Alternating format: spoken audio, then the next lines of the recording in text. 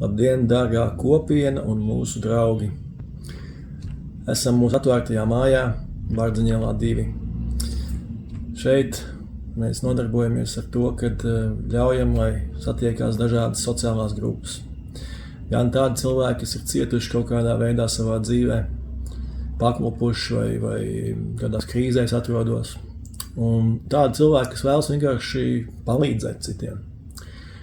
Un, lai mēs varētu savu darbību turpināt veiksmīgi un komfortabli arī rudens, ziemas un pavasara sezonās, tad mums ir nepieciešams apkurs katls.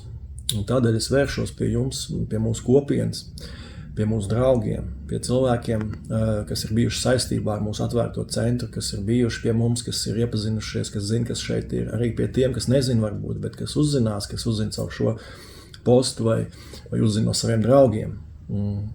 Sametīsimies visi kopā un nopirksim šo katlu, jo mums ir vienošanās ar Rīgas domu, ka viņi mums palīdzēs to uzstādīt, bet mums tikai pašiem tas ir jāiegādājas.